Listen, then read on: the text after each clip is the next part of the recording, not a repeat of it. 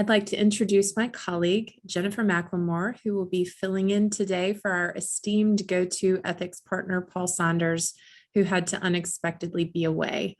We would like to thank Paul for taking the time to put together these scenarios that we will be reviewing today. You go to the next slide. There you go. Jen is a partner on our financial services and real estate team, advising commercial creditors, business creditors, banks, and credit unions in bankruptcy and bankruptcy litigation matters. She frequently represents clients in matters involving debtor in possession financing arrangements, asset identification, and recovery. And today she will be taking us through these ethics scenarios. Thanks, Carrie. And thanks for you stepping up today and helping us get this done. Of course. Thanks to everyone for joining us today. I'm looking forward to playing Paul and taking you through these scenarios. I was speaking to a client this morning who said he had never attended one of these CLE events where Paul was not the CLE guru that you were hosted by. So I'm going to do my best. I know Carrie's going to be amazing, and we're going to get you through this. So without further ado, Carrie, take it away. All right. So case one. You are in-house counsel at a large IT company and defending the company and an employee in a suit alleging, among other things, breach of the employee's non-compete and confidentiality obligations to his former employer. In your initial meeting with the employee, he mentions that he is active on Facebook and posts almost everything on his Facebook page. We all know those people. Okay, because of your concern about damaging items that might be posted, you instruct him not to post anything online that could bear in any way on the litigation. He asks what to do about items he already posted on his Facebook page. Can you advise him to delete information that might be damaging? Got a couple options here: yes, no, yes, but, and maybe, which I'm sure folks will, all the lawyers in the room, so everyone will appreciate that it's not just a yes or no here. So answers are rolling in. Please go ahead and respond. Let us know what you think. Again, if you've requested CLE credit, we really will need your response to verify attendance, so be sure to answer. And also note there are going to be a lot of polls. This material lends itself to polling. So this is a very interactive program, which I think also helps keep folks' attention on the materials and makes it a bit more interesting. So you'll have a lot of chances to respond to polls during this session. All right, couple last ones are coming in. Getting close to the 90%. All right, let's go ahead and close the poll. All right. So it seems we're fairly split. And there is an answer. Originally, there were a lot of just yes, no's in the polling answers. And so blame me for the yes, buts and the maybes, because I think some of these things are a little bit more complicated. So Carrie, can we move on? Yeah, let's go to the next slide. Okay. So the answer is yes, but, and the deleted information has to be preserved. You can delete things from Facebook, although I take issue with that verb. In my mind, as I tell my children, and I'm sure y'all do the same, you can never delete anything that you put up on social media. Not really, you can take it down. So the issue involving whether or not the employee can remove what is on social media is addressed in a legal ethics opinion from 8 years ago, which really in the world of social media is forever ago. The issue implicates a handful of rules: Rule 1.1, the duty to provide competent representation; Rule 3.4a, which prohibits a lawyer from unlawfully obstructing another party's access to evidence; Rule 3.3a, the duty of candor toward a tribunal; and Rule 4.1, the duty to be truthful when dealing with others on a client's behalf. The other, I think, sort of interesting thing here is even if you remove, besides the fact that someone could have taken a screenshot or someone could have printed it out, that sort of deletion really making it impossible. I don't know if you read the small print before you join a social media platform, but really those posts don't belong to us. They belong to that platform. And so, you really, even if you removed the post or multiple posts, there may be a scenario where someone's subpoenaing Facebook or something. We don't want to get into that. So in terms of advising the client, removing the posts is fine, but we need to preserve the posts. We need to think about how we're going to preserve the posts as well. And then the other really important piece of advice that's not posed by the question is really, can we tell them to stop posting? Make sure that, just like I tell my kids, please, you don't have to put everything in the social media world. If it's not advancing the ball, there's no need. So we can go to the next slide. In analyzing this fact scenario, the committee concluded that a lawyer could suggest that the client delete damaging information from his Facebook page, but must also take appropriate action to preserve the information in the event that it should prove relevant and discoverable. Although Rule 3.4a would prohibit a lawyer from advising a client to alter, destroy, or conceal social media information that is relevant, it would not forbid the lawyer from suggesting that the client make their profile private or deleting damaging information from social media. Again, same caveat, deleting, maybe not really removing, but preserving. Maintaining that content in a way, maybe turn it over to the lawyer for safekeeping, put it on a thumb drive, I don't know, but just make sure that it's saved in a way that it's easily recoverable and everybody knows where it is. When I think about this scenario, I also think if we're taking it down, is a screenshot or printing it okay? I would prefer, if this were me having to deal with it, a PDF version of the images so they can be made bigger or smaller if they're color. Just printing them out on a printer. We've all printed out, web pages and things, and they just don't look quite the same. And you never know if you're going to need some of the metadata or anything else, and that's not my area of expertise. I just know enough to be wary of it. There's a little outside the facts, something to think about too is, maybe taking something down would mitigate some damages. If you posted a nasty review and that was the scenario, taking it down could, only a limited number of people could have seen it. You think about some of the recent headlines with people promoting Bitcoin, maybe after they talk to the lawyer, take down the promotional posts. I think also about Elon Musk and some of the things he posts that have gotten him into trouble with the SEC or other government entities. Taking that post down may mitigate some of the damages. Again, taking it down, but preserving it. So these facts are also, thinking back again to the fact that this LEO opinion or the advice from the ethics committee, it's really old. Now we can edit posts and we can change posts.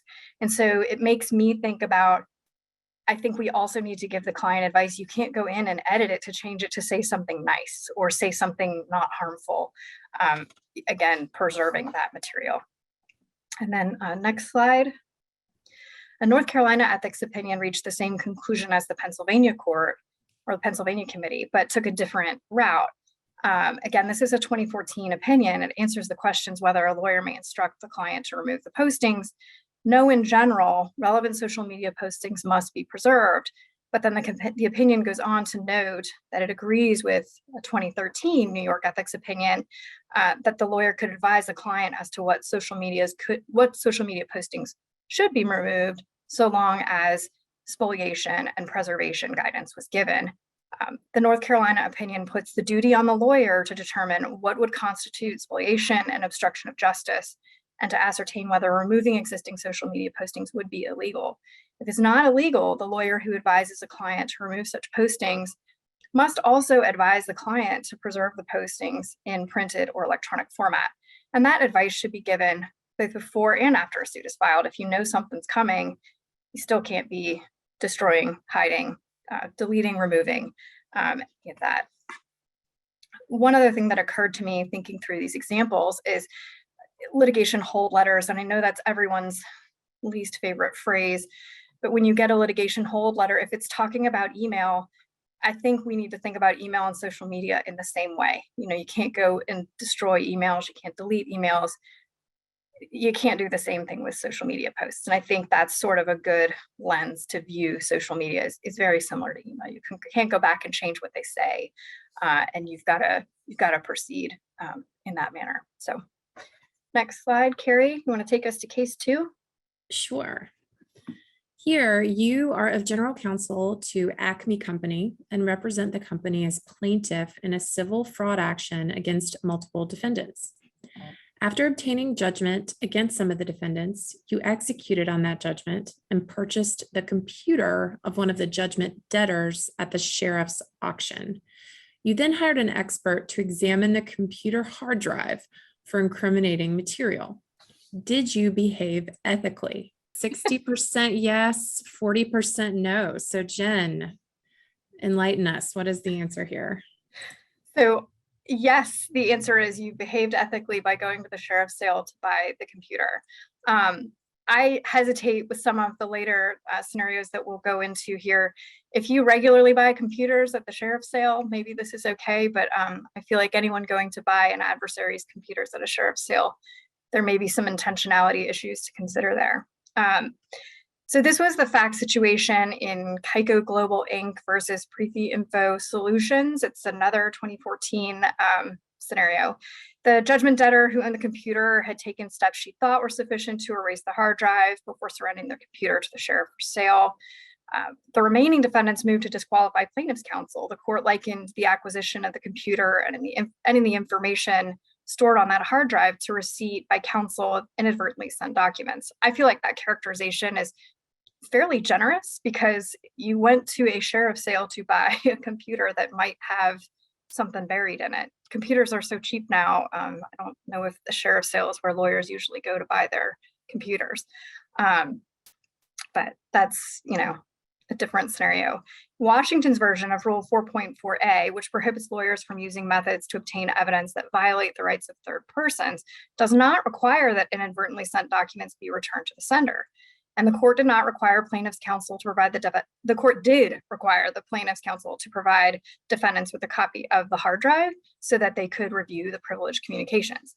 And because, the notes here indicate that the answer would be different in Virginia and North Carolina, because I'm not Paul, I just want to quickly zip through what Rule 4.4a in Virginia says. Again, these are the sections of the rules that talk about respect for the rights of third persons.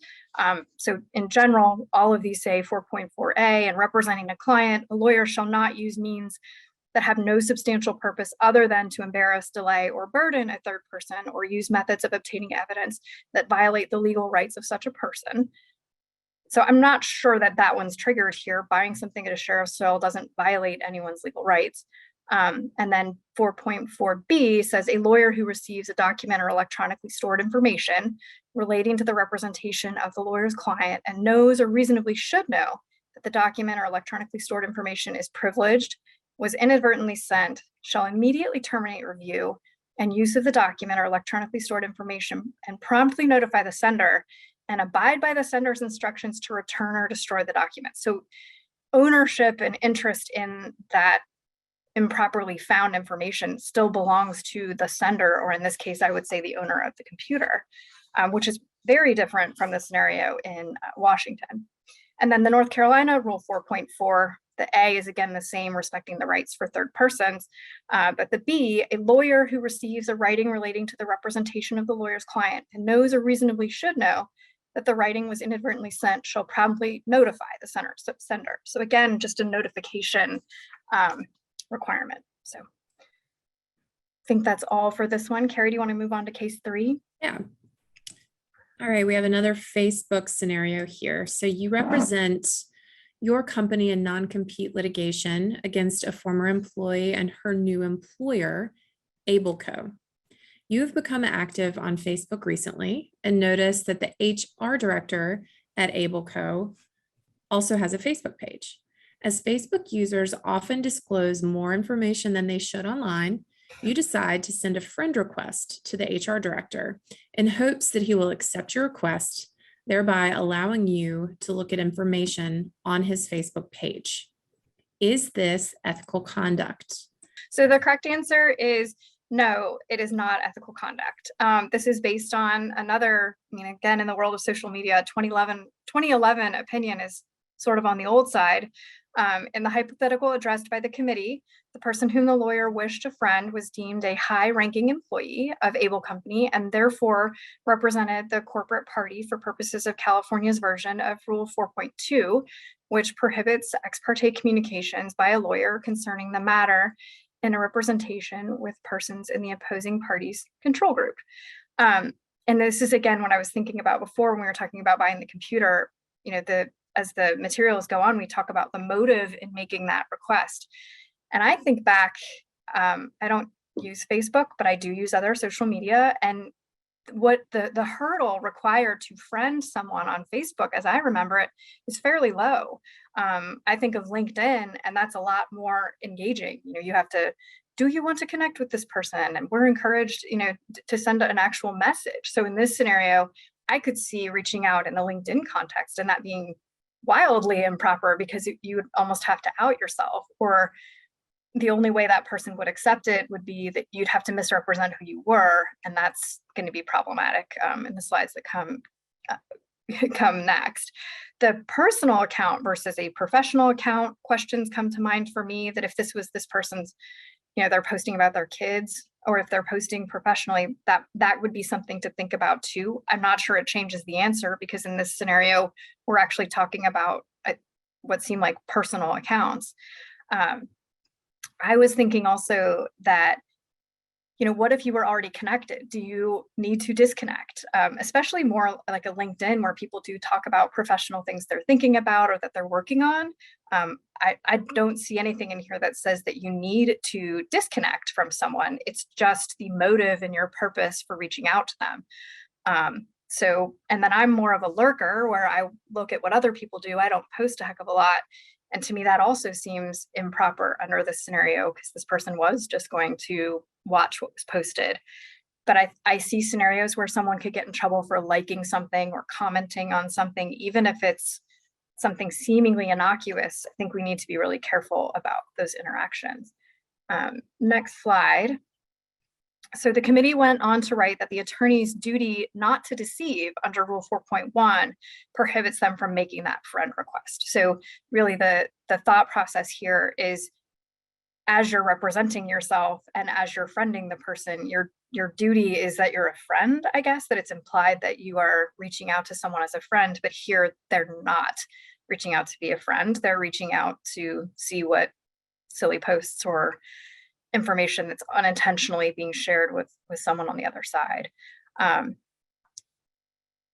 One of the other suggestions in my mind that is an area of concern, I think checking in on like a public blog would be perfectly fine. If it's something someone's posting just generally on the internet, you could read an article that someone wrote, and I think a public blog would be similar to that. But then I wonder, you think about if your adverse party was an influencer. What if it's someone who's putting stuff out there all the time? And then I end up, again, maybe it's my lurking status, but I end up having Instagram suggest things to me. What if somehow they suggest the post of an adversary and it's popping up in there? I don't think that that's an algorithm controlled matter, not mine. But then if I choose to follow that person because they were suggested to me, I think that gets into this zone of a duty not to deceive. But I think that this is a very interesting read on the situation, because friending, again, to me is not a very active thing. So if even something so inactive as just friending someone is problematic, I think there's a lot of things that would fall into that duty to deceive area. The other thing that I think is very clearly not okay because of Rule 4.1 is that you can't create a Facebook profile that's not you so that you can follow, because I think that's squarely in deception. And to my earlier comments about Facebook, nothing that you do on there is truly private. So if you are operating as someone other than yourself or an alter ego, I think we get into that duty to deceive trouble, and it will be discoverable because everything on Facebook is really not private. So case 4, Carrie. All right. You're assistant general counsel at Beta Company and are defending the company in contract litigation. Your most important witness is a retired company employee. She is the person who knows the most about the underlying facts of the case. You conclude that her testimony is likely to be significantly less complete and valuable if she testifies without first reviewing the documents that have been produced in discovery. The problem is that the witness wants to be paid for her time in reviewing those documents. Rule 3.4 only permits a lawyer to pay expenses reasonably incurred by a witness in attending or testifying, plus reasonable compensation to a witness for the witness's loss of time in attending or testifying. May you ethically pay the witness for her time in reviewing those documents? So the correct answer is yes. This is a fact situation that was presented in a legal ethics opinion from 2014. The committee cited a 1996 ABA opinion, which found that there was no warrant for distinguishing between time spent attending a deposition or time spent for preparing to testify. To me, that's the big takeaway here, is that if you are preparing to testify or you're testifying in the world of ethics for compensation purposes, those are viewed the same way. Ethics opinions in several other jurisdictions were in accord. So California is covered, Illinois is covered, South Carolina is covered, and this was also included in the restatement section 17 for the law governing lawyers from 2000. So there is, next slide, a caveat to this. And I think the reason this caveat is important is whenever anyone's a witness on the stand, they always ask the question, were you paid? So the committee imposed some conditions on these payments. The amount of compensation must be reasonable. The payment cannot be contingent on the outcome of the case, and the financial arrangement must be open and transparent. While those are the rules, I think it also benefits you to follow them, because cross-examiners are going to ask very similar questions, and it's going to hurt the value of that witness if your answers don't comport with the requirement. So, Carrie, you want to do case 5? Sure. Delta Company is one of a number of wholly owned affiliates of Alpha Company, which is the holding company. You are an in-house patent lawyer employed by Alpha. Delta requires legal advice concerning patent infringement with respect to patents held by third parties. May you perform legal services for Delta with Alpha's consent? So we have 81% yes, 19% no. So Jen, is the audience correct? Well, 81% of them are correct. The answer is yes, you can perform legal services for Delta with Alpha's consent. There's a Virginia LEO on this, and as a general matter, a lay corporation may not employ a lawyer to represent third parties. And of course, because this is Virginia, and I've been dogging on the old 2000 social media cases, this is a 1937 opinion. But to anyone who went to law school in Virginia, the older the better in most circumstances. The opinion concedes you should be able to provide legal services to Delta as long as they are provided directly to Delta, independently, without any conflicts of interest, and with the consent of Alpha. So the second slide on this, and what this reminds me of is criminal procedure or criminal law, where the grandmother comes in to pay the fee, but your client is the grandson who's done something to get himself in trouble. So when a lawyer performs legal services for one party at the request of another, the identity of the lawyer's client must be clear at all times, as the lawyer owes it a duty of undivided loyalty and confidentiality. Admittedly, the interests of affiliates of Alpha and Delta may be identical, but you owe them both undivided loyalty and independent professional judgment. I'm reading this one especially because I think all of these points are important. Communications between you and Delta must be direct and not shared with Alpha without Delta's consent. Confidence of Delta acquired during the representation must be held inviolate. And the opinion suggests that to protect the confidentiality of Delta's information, you may need to perform your work for Delta in a separate office than you usually work in for Alpha. The opinion also declares that you must be able to exercise independent professional judgment on behalf of Delta, free of interference or direction from Alpha. So in my head, I just hear all of those things with the grandma. Grandma cannot tell you how to run the case. Grandma doesn't get to know all the confidential pieces. She is just providing the money to pay the lawyer. Or in Alpha's scenario, they are just the parent, and they do not get to weigh in on how the case goes. So for the next slide, so another, lawyers always want to know how they're going to get paid. So this is another facet of the same question. how can the fees related to the representation of delta be recouped by alpha? And a lawyer's corporate employer or parent may not charge legal fees for work done by its lawyer unless the fee is nothing more than reimbursement. The actual cost can include costs the corporation incurs to employ the lawyer based upon services provided, but there cannot be a profit because not just because that wouldn't be okay, but it is unethical. It would be impermissible fee splitting. So, Carrie, we are ready for case 6. Okay.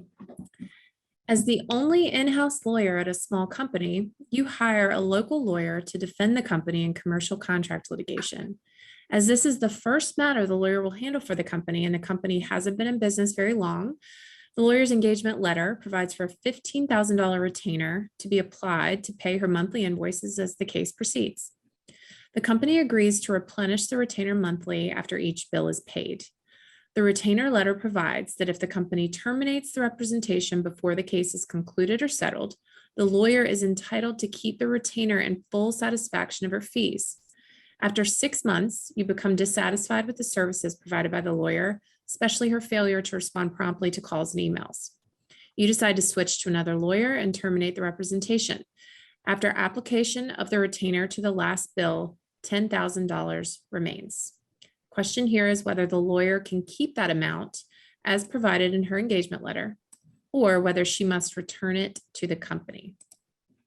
We're at a clean 75 no and 25% said yes. So Jen, what's the correct answer here? So the correct answer is no. So the majority of you got this right. There is a lot of fine print here. I'm not actually going to read it all. If you feel like this is a nuanced area that you want to dive into, I'm going to hit the highlights for you. Your contract with your lawyer is not an employment contract for that lawyer. That is just not the right lens to look at. So when we're talking about what the lawyer can keep of that fee arrangement is what was earned. What did that lawyer actually do? What hours did she keep? What can she prove that she actually did? That's the portion that she can keep. If she may be owed a little bit more money for an interim bill or something, but to me, under this factual scenario, that $10,000 needs to come back to the company. The other lens to look through is what is the reasonable value of the services that she performed? So again, that may be some interim bill and she's going to come back and say, actually, yes, I need a little bit more. You'll get the balance after. And the attorney does have the right, to the extent that they earned it, to keep it.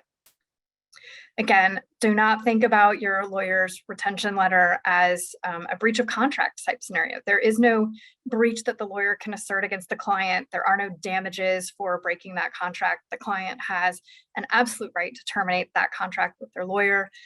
There is no scenario where the attorney has some sort of ability to claw back more of that because the termination was improper. Where the scenario is a little bit different is if you're talking about a contingent contract, where if it wasn't just an hourly, it was contingent upon recovery. And this is also covered in that very small print on your screen. The analysis to be done instead of what was earned or the reasonable value of services is a quantum merit. What benefit did the client receive? And based on the benefit the client received, a contingent contract, contingent lawyer would get a claim for that. And then if ultimately there is a recovery, that would fit under those scenarios. Next slide. And even though you can read from the case, some of the facts suggested that it was kind of a retainer. It was not, it was an advanced legal fee. Retainers are treated differently than advanced legal fees. If there's a termination of the relationship after an advanced legal fee, it's again that reasonableness analysis. If the relationship is terminated after payment of a retainer, under the rules of ethics, that retainer is treated as earned when paid. And retainers are paid to ensure the lawyer's availability and not for the work that is done. So you may work something else out later. I'm not getting into the ethics of that. But I remember talking, I don't know who it was, but some professional was going to keep lawyers on retainer to create conflicts or things like that. If you want to reserve your lawyer, then you can pay that retainer, but that fee is earned by that lawyer when it is paid. All right, Carrie, case 7. You're in-house counsel for a company. An employee comes to your office and complains of a hostile work environment because of repeated sexually offensive remarks by a coworker in the workplace. When asked on numerous occasions, the coworker denied the other worker's claims. Management asks you for advice. You research applicable law and conclude that one-party consent recording is legal. Can you ethically recommend that the worker be wired to record her coworker's remarks? So I think this is an incredibly important question nowadays, as we all carry around recording devices in our pockets with our phones. So it becomes really easy to do this, and it's important to understand whether or not it's the right thing to do. Yep. So we have a yes or no. Can you ethically recommend that the worker be wired to record her colleagues' remarks? So the no's have it on this one barely. 53% of you said no, 47% said yes. So Jen, what is ethical here? So the correct answer is yes, but that's actually really closely based on the facts. There's a lot of slides on this. There's a lot of history on this. So we're going to take some time and walk through it, as this is an issue that has been the subject of a lot of debate over a period of 20 years. So the debate began in 1989 when a divorce lawyer advised a client that he could install a recording device on home phone. He wanted to try and find evidence that his wife was having an affair. When the wife discovered that the recording had actually occurred, the lawyer was indicted for conspiracy to violate the wiretapping statute. He was acquitted by a jury, but then was brought up on lawyer disciplinary charges. The court ruled that recordation of third-party telephone conversations by a lawyer or pursuant to his authorization to which the lawyer was not a party was conduct involving fraud, dishonesty, or deceit in violation of the Code of Professional Responsibility. The Virginia Bar argued that the recording had violated the wiretapping laws, even though Gunter had been acquitted of conspiracy, and the bar got heavily into the notion of, we expect more from you as lawyers. Just because it doesn't violate the law doesn't necessarily mean the rules of ethics are not going to be triggered. So conduct may be unethical measured by the minimum requirements of the Code of Professional Responsibility, even if it's not unlawful. Next slide. So the interesting thing is a series of legal ethics opinions followed the Gunter decision, I think because we continued to struggle with what was right and what was wrong on this. It culminated in a blanket ban on lawyers engaging or advising their clients to engage in recording of conversations. One-party consent recordings are legal under Virginia law, though. We were not permitted to advise our clients that the law made it permissible. Then a number of LEOs came out, 1738 and 1765, swung the pendulum back, and the Virginia State Bar Legal Ethics Committee recognized under 3 circumstances undisclosed recording would be ethical. So housing discrimination, a criminal investigation, or situations involving actual or threatened criminal activity where the recording lawyer was the victim. The committee also recognized that there might be other factual situations where it might be ethical for a lawyer or her agent to lawfully record a telephone conversation. To me, that last phrase at the bottom, the last sentence on the bottom, is the most trepidatious thing out there. There might be a scenario where this is okay. Call the bar. If you don't fit in the scenarios, call the bar. I don't think we should be self-deeming that it's close and we can record. Next slide. The committee has more recently issued LEO 1802, which recognized 2 more exceptions. The first situation is where an adult victim of childhood sexual abuse contacts a lawyer about pursuing a civil claim against their father, the abuser. The father had freely admitted the sexual abuse in prior conversations with the daughter, but there was no corroborating evidence. And other than the victim's testimony, the attorney suggested that the client tape record the conversations with the father. Next slide. So the pendulum is swinging back to let lawyers advise their clients of the law on this subject, basically because of Rule 1.3, the duty to diligently pursue the client's legal objectives. Under 1.4, the duty to keep the client informed against concerns about conduct involving deceit and dishonesty and the like. deceit and dishonesty informed the earlier blanket ban, but not informing your client that the law permits them to do a one-sided recording, I think felt a little funny to the legal profession. So, clients seek out their lawyers to provide guidance on what they are permitted to do. And I think we have a duty to inform clients of their rights.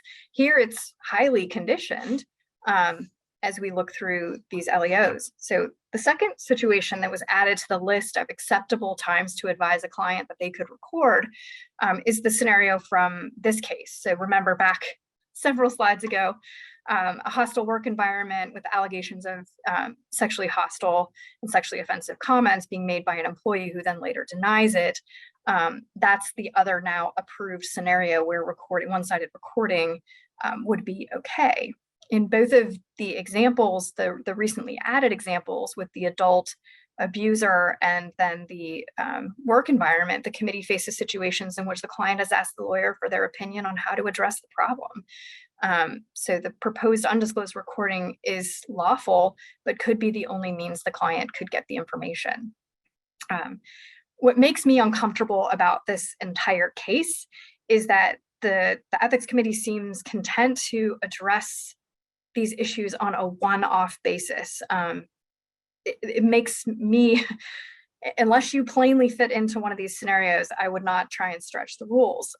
So again, the scenarios are housing discrimination, criminal investigation, a lawyer victim of a crime, an adult victim of sexual abuse, and then the employment situation where people are making sexually offensive comments. So again, the caveat from several slides ago where other factual situations may also be okay doesn't necessarily give me enough comfort to proceed. So next slide, Carrie, you want to lead us into case 8? Sure. All right. You are the youngest in-house lawyer at a local bank, and in that position, you've developed a debt collections practice. In most cases, you prepare and sign the warrant or other initial pleading on behalf of the bank based on the information that it has provided to you. On the general return docket for civil cases in General District Court, you appear on behalf of your banking client. More often than not, the defendant fails to appear. You are then sworn in and testify as to the amount of the debt and that it is still owed. Is this ethically permissible? I'm laughing because we took the convenient maybe predominantly. Yeah, maybe came in at 55%. That's the winner. Then yes, and probably not are right there together, 20% and 19% respectively. And no came in at 7%. So Jen, what is permissible here? I'm guessing the no's came from people with a litigation background. The answer is probably not. This was addressed in LEO 1849, Virginia LEO 1849. Based on the facts presented, it was stipulated that the judge could not determine solely from the defendant's failure to appear that the debt was uncontested. Rule 3.7 provides that an attorney may not act as an advocate in an adversarial proceeding in which she is likely to be a necessary witness, except where, among other things, her testimony relates to an uncontested issue. The ethics committee concluded that the collections attorney was a necessary witness on a contested issue. If the judge is unable to determine that the debt is uncontested solely on the basis of the defendant's failure to appear, your testimony would constitute a violation of 3.7a. I have seen bankers, bankers will go in and do this in General District Court, and some courts allow a non-lawyer to go in and do these things, but I do think a lawyer going in, if the other party does not show up, does run into that technical issue. Carrie, you want to take us to case 9? Yes. Okay. For this one, you're in-house counsel at a consumer finance company, and your practice involves real estate finance and collection matters on behalf of your employer. You're in the midst of a mortgage foreclosure sales action in state court, and you've obtained knowledge that the opposing lawyer has failed to provide material facts to the court in violation of Rule 3.3. Do you have a duty to report opposing counsel's misconduct? And if so, may you wait to do so until the litigation is concluded? All right, so that top one is not yes and no. It would be yes and then no. Right. So the answer here that got the most votes was answer A, which was yes, you have a duty to report, and no, you may not wait to do so until litigation is concluded. So Jen, is the group correct on this one? No and yes. Sorry, I had to do it. So the answer is yes and yes. Yes, you have a duty to report the misconduct. And then if protection of the client's interest requires a delay in reporting the misconduct, the answer is yes. And I particularly like this one because I think sometimes disclosure in the middle of things really blows things up in an unintended way. So this slide really covers the fact that we are a self-regulated profession and there's sort of a heightened duty. We are aware of something that's going on that's unethical. We have an obligation. I'm not going to read all of that fine print. I think everybody, had to take PR in law school. Those things haven't changed. We still have that duty and obligation. On the next slide, we talk about how the committee found that the lawyer was obliged under Rule 8.3 to report the misconduct, but noted that the rule was silent as to when the report should be made. The prevailing view, take great comfort in that, is that such reporting should be made promptly, but the committee conceded that the lawyer should consider any potential negative impact on their client in determining the timing of a report against the opposing lawyer. It's not necessarily just that we are a self-regulated profession, but you also can't harm your client you can't harm your client during the litigation. You need to keep that in mind. If the lawyer determines that the immediate reporting would harm the client, that is a factor, and it would be appropriate to delay reporting the misconduct until it's concluded. The committee made no mention in the LEO of comment 2 to Rule 8.3, which states a report about misconduct is not required where it would involve a violation of Rule 1.6. However, a lawyer should encourage a client to consent to disclosure where prosecution would not substantially prejudice the client's interests. So it's important to remember that the client has an interest here as well. Carrie, case 10. All right, here, you're a member of a small in-house legal department for a manufacturing company. While reviewing pleadings that you've filed in a breach of contract litigation on behalf of the company, you realize you've committed an error that might constitute legal malpractice. Are you required to disclose the error to your client? 86% said yes. So Jen, yes or no? Yes, unless the error is easily correctable or negligible and will not materially prejudice the client's rights or interests, it has to be disclosed.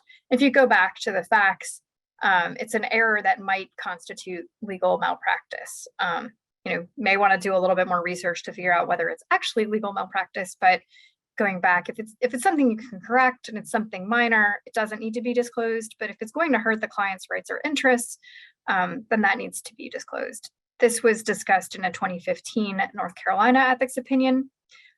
The duty to communicate is spelled out in Rule 1.4 and its comments. The lawyer has to keep the client reasonably informed about the status of the matter, explain the matter to the extent reasonably necessary to permit the client to make informed decisions. One of the comments to Rule 1.4 requires the lawyer to keep her client informed about significant develops affecting the timing or the substance of the representation. And further, the lawyer may not withhold information to serve the lawyer's own interests or convenience or the interests or convenience of another person. And that's universally true, not just in the scope of you made a mistake. On the next slide, the committee describes lawyer errors as falling on a spectrum. And again, if you go back to the factual scenario in the question, there's clearly room for a spectrum of interpretation even there. With the material errors that prejudice the client's rights or claims at one end and minor harmless errors that did not prejudice the client's rights or claims on the other. Errors that are going to undermine the ability to achieve the reason they called you need to be disclosed, whereas something you can fix, I think, fall into the scenario of just fix them and don't necessarily need to be disclosed. The next slide further explains that errors that prejudice the client's rights or interests that clearly give rise to a malpractice claim must be reported. On the other hand, negligible or easily corrected errors do not prejudice the client's rights or interests. For those who feel the need to go to confession, I have to admit to my children, I sometimes make mistakes. Mistakes happen. Fixable mistakes are just fix them. For errors that fall into the middle of the spectrum, errors that result in material disadvantage to the client's position, financial loss to the client, or substantial delay in attaining the client's objectives must be reported. Disclosure is necessary if it is integral to the client making an informed decision. And I think that's important. If whatever happened is going to change the decision tree for the client, I think we need to inform them that the decision tree changed, and I think we need to inform them as to why. Case 11, I think we have time for a couple more, so. All right, here you're involved in contentious business litigation on behalf of the company and send an email to opposing counsel with a BCC to the company VP who's monitoring the litigation for management. The VP responds with an email that he sends using reply all. His reply discloses confidential information that's harmful and embarrassing to your client. Do you have a duty not to BCC your client on email communications that your client might reply to with an email sent using the reply all command? Maybe has it, probably unsurprisingly, but not by much. So 36% of you said maybe, 26% said no, 22% said not yet, and 16% said yes. So Jen, could you talk us through the answer? Sure. So the answer is not now, so probably not yet have it. You might be subject to that obligation in the not too distant future, according to Law 360. BCCing your clients is not just a bad idea, but unethical.